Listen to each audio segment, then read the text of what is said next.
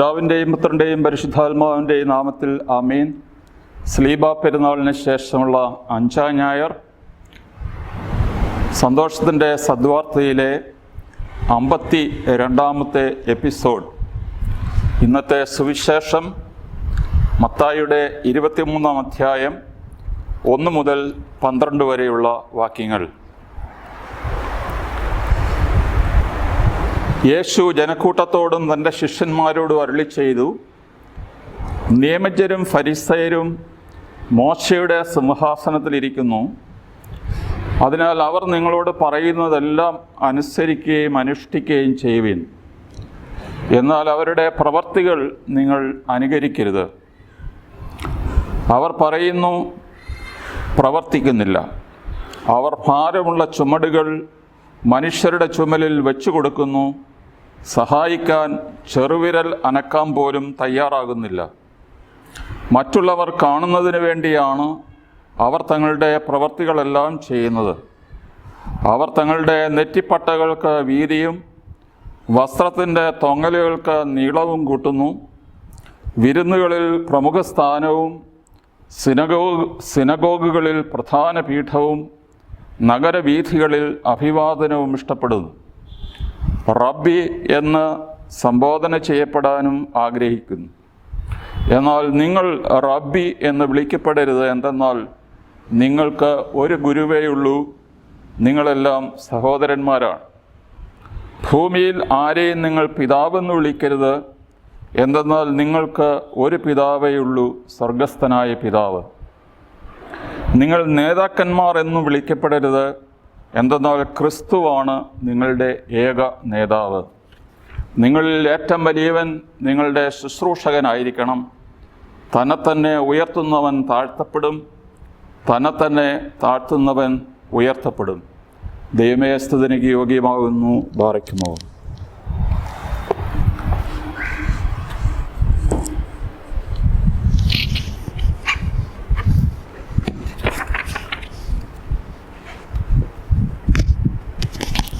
വിശുദ്ധ മത്തായിയുടെ സുവിശേഷത്തിലെ 23-ാം അധ്യായം യേശുവിൻ്റെ ലാസ്റ്റ് പബ്ലിക് അഡ്രസ്സാണ്. ഈ സംബോധന യേശുവിനെക്കുറിച്ചുള്ള നമ്മുടെ ഒരു ചിത്രം മാറ്റി എഴുതുകയാണ്. എപ്പോഴും യേശുവിനെ നമ്മൾ വരയ്ക്കുന്നതും വാക്കുകൾ കൊണ്ട് ചിത്രീകരിക്കുന്നതും ശാന്തനും സൗമ്യനുമായ സോഫ്റ്റ് ആൻഡ് സ്വീറ്റ് പേഴ്സൺ. എന്നാൽ കർത്താവിയുടെ ഫരിസയരെക്കുറിച്ചും സപ്രയന്മാർ സ്ക്രൈബ്സിനെക്കുറിച്ചും മറ്റ് മത നേതാക്കളെക്കുറിച്ചും ഉപയോഗിക്കുന്നത് വളരെ പരുഷമായ വാക്കുകളാണ്. അവരെ കുത്തി മുറിപ്പെടുത്തുന്ന വാക്കുകളാണ്. അപ്പോൾ കർത്താവിന് വേറൊരു ഭാവമുണ്ട് എന്നുള്ള കാര്യം ഞാൻ സൂചിപ്പിക്കുന്നു എന്ന് മാത്രമേ ഉള്ളൂ. എന്താണ് കർത്താവ് ഇവിടെ ചെയ്യുന്നത്? മുമ്പ് ഒരു സുവിശേഷ പഠനത്തിൽ ഫരിസയന്മാരുടെ പുളിപ്പ് നിങ്ങൾ ശ്രദ്ധിക്കണം, ജാഗരൂകരായിരിക്കണം എന്ന് കർത്താവ് പറഞ്ഞു. ഇവിടെ കർത്താവ് തൻ്റെ വിശ്വാസികൾക്ക്, തന്നിൽ വിശ്വസിക്കുന്നവർക്ക് ഒരു മുന്നറിയിപ്പ് കൊടുക്കുകയാണ്. ഈ മുന്നറിയിപ്പ് കൊടുക്കാൻ സമൂഹത്തിൽ നേതൃസ്ഥാനമുള്ളവർക്ക് കടപ്പാടുണ്ട്. ഉദാഹരണമായി എസെക്കിയേൽ പ്രവാചകൻ്റെ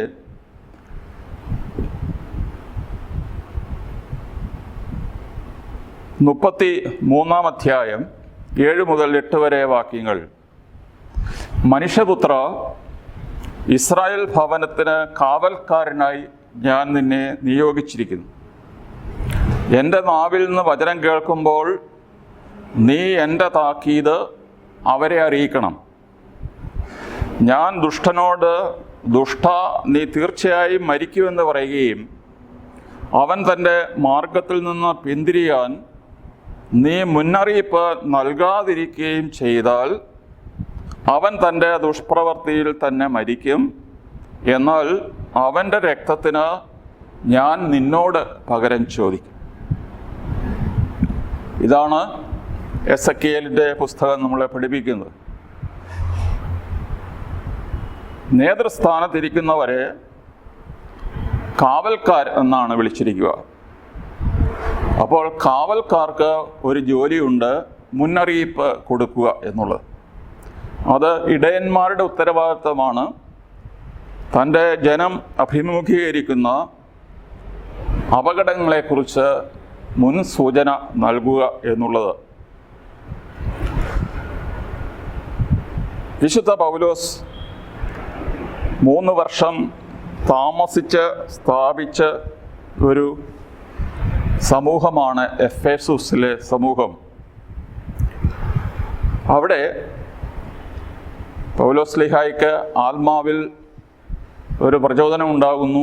ഇനി നീ ഇങ്ങോട്ട് വരാൻ പോകുന്നില്ല, നീ പോകുന്നത് ജെറുസലേമിലേക്കാണ്. അവിടെ നീ പിടിക്കപ്പെടുകയും അറസ്റ്റ് ചെയ്യപ്പെടുകയും ഒരുപക്ഷെ നീ കൊല്ലപ്പെടുകയും ചെയ്യും എന്ന ആത്മാവ് അവനോട് നിരന്തരം പറഞ്ഞുകൊണ്ടിരുന്നു. അതുകൊണ്ട് ഇനി ഈ പ്രദേശത്തേക്ക് വരത്തില്ല എന്നുള്ള ഉത്തമ ബോധ്യത്തിൽ കപ്പൽ കയറുന്നതിന് മുമ്പ് സമുദ്രതീരത്ത് അവിടുത്തെ ഇടയന്മാരെ വിളിച്ചു കൂട്ടിയിട്ട് അന്തിമമായിട്ടുള്ള ഉപദേശം കൊടുക്കുകയാണ്. അവനവരോട് പറയുന്നു, കർത്താവ് സ്വന്തം രക്തത്താൽ നേടിയെടുത്ത അജഗണത്തെ മേയ്ക്കുവാൻ നിയോഗിക്കപ്പെട്ടവരാണ് നിങ്ങൾ. ക്രൂരരായ ചെന്നായ്ക്കൾ വരും, നിങ്ങളെ ജാഗരൂകതയോടെ ഇരിക്കണം. സത്യത്തെ വളച്ചൊടിച്ച് പ്രസംഗിക്കുന്നവരും നിങ്ങളുടെ ഇടയിൽ ഉണ്ടാകും, അതുകൊണ്ട് ജാഗ്രതയിൽ. ഇത് യഥാർത്ഥ ഇടയന്മാർക്ക് മാത്രമേ ഇത് ധൈര്യമായിട്ട് പറയുവാൻ സാധിക്കുകയുള്ളൂ.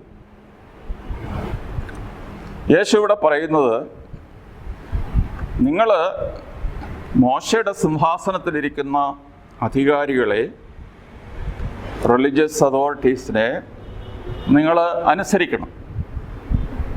അവർ പറയുന്നത് എന്താണോ അതനുസരിച്ചേക്കുക. കാരണം അവർ മോശയുടെ പീഠത്തിലാണ് ഇരിക്കുക. എന്നാൽ അവരെ നിങ്ങൾ അനുകരിക്കരുത്. കാരണം അവർ പറയുന്നതല്ല പ്രവർത്തിക്കുന്നു.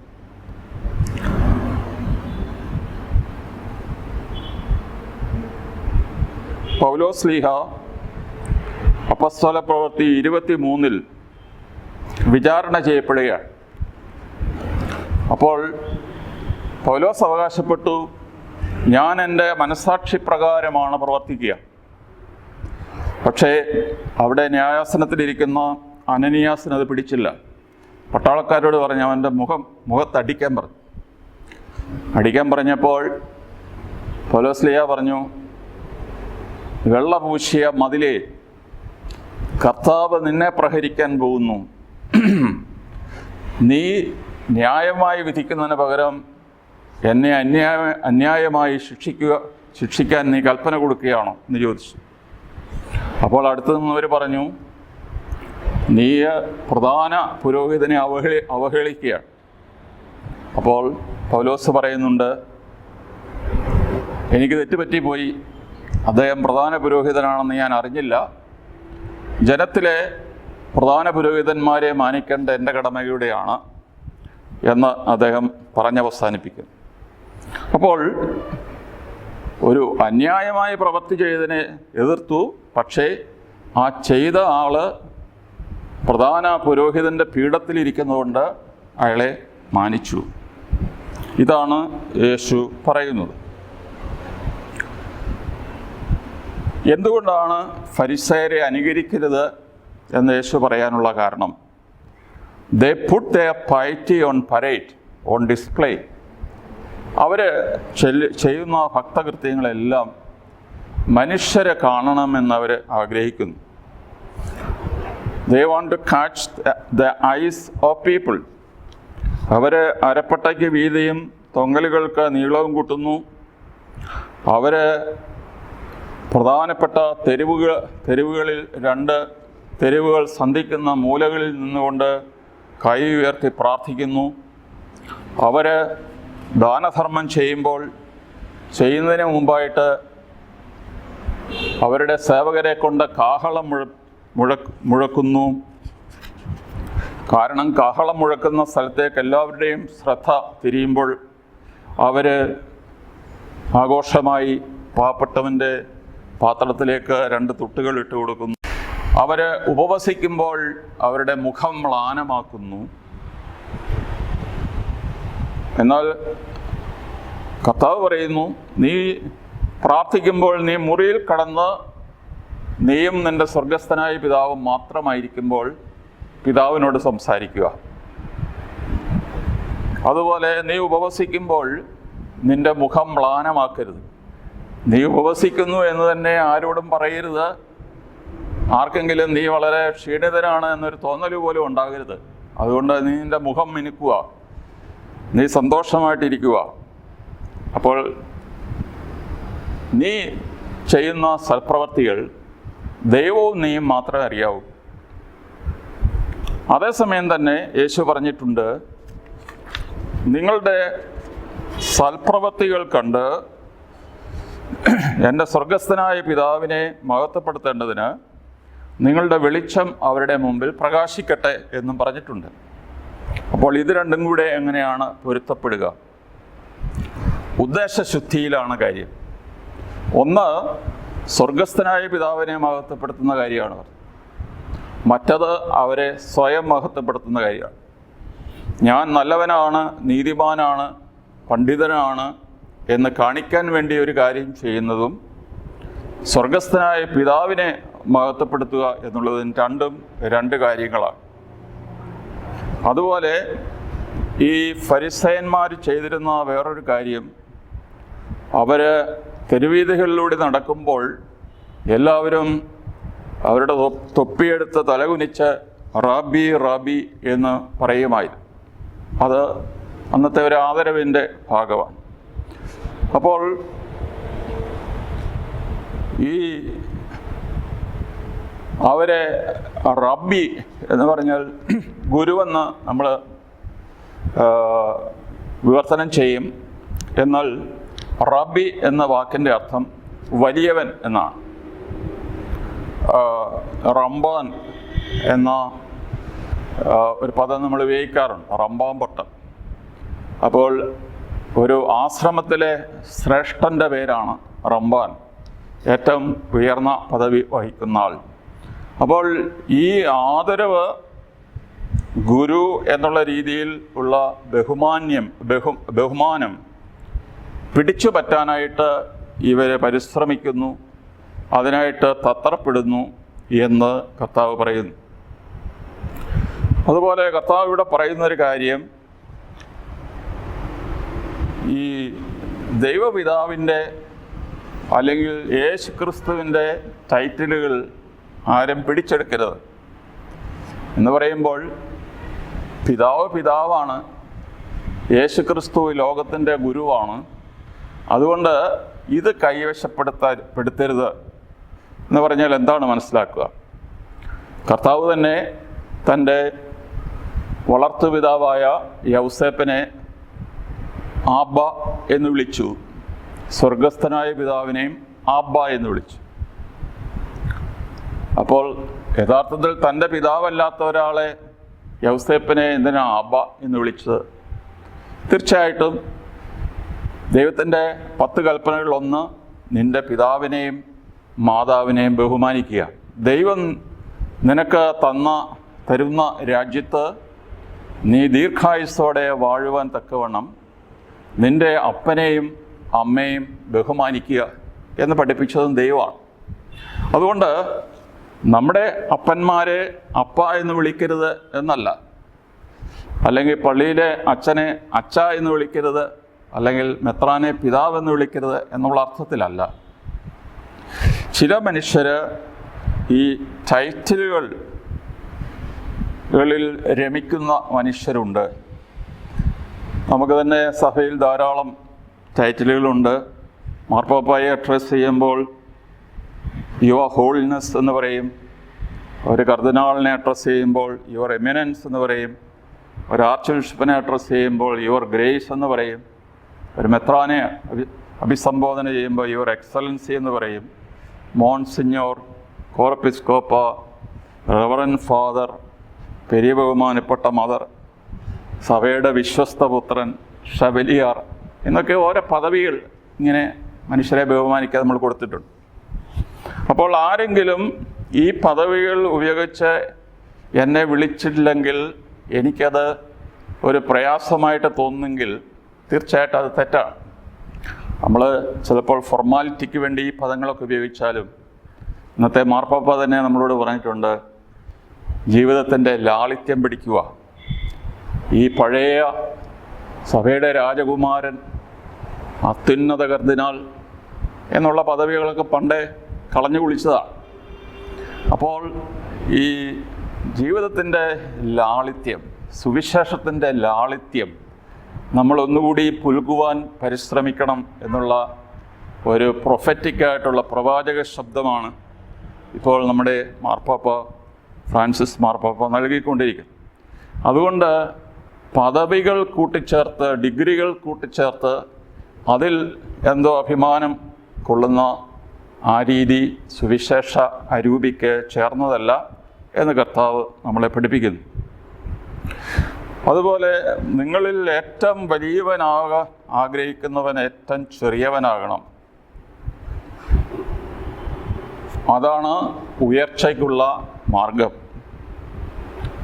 നീ ഏറ്റവും ചെറിയവനാണെങ്കിൽ ദൈവം നിന്നെ അത്യധികം ഉയർത്തും. ഫിലിപ്പിയർ ലേഖനം 2:7-9 ദൈവത്തിൻ്റെ രൂപത്തിലായിരുന്നെങ്കിലും അത് കാര്യമായി അവൻ പരിഗണിച്ചില്ല. തന്നെ ശൂന്യനാക്കിക്കൊണ്ട് ദാസന്റെ രൂപം സ്വീകരിച്ച ആകൃതിയിൽ മനുഷ്യനെ പോലെ കാണപ്പെട്ടു. മരണം വരെ, അതെ കുരിശുമരണം വരെ അനുസരണമുള്ളവനായി തന്നെ താഴ്ത്തി. ആകയാൽ ദൈവം അവനെ ഉയർത്തി. അതിനപ്പുറം യേശുവിനെ താഴാനില്ലായിരുന്നു. അതുകൊണ്ട് ദൈവം അവനെ അത്യധികം ഉയർത്തി. അവനേക്കാൾ ഉന്നതനായിട്ട് വേറെ ആരുമില്ല. സർവരും ഇന്ന് അവൻ്റെ മുമ്പിൽ മുട്ടുമടക്കുന്നു. അതിനാൽ കർത്താവിൻ്റെ മുമ്പിൽ താഴ്മയുള്ളവരായിരിക്കുകയും അവിടുന്ന് നിങ്ങളെ ഉയർത്തും എന്ന് യാക്കോബ് ശ്ലീഹ തൻ്റെ ലേഖനത്തിൻ്റെ 4-ാം അധ്യായം 10-ാം വാക്യത്തിൽ പറയുന്നു. കർത്താവിൻ്റെ മുമ്പിൽ താഴ്മയുള്ളവരായിരിക്കുക, അവിടുന്ന് നിങ്ങളെ ഉയർത്തും. ഇവിടെ അവസാനിപ്പിക്കാം.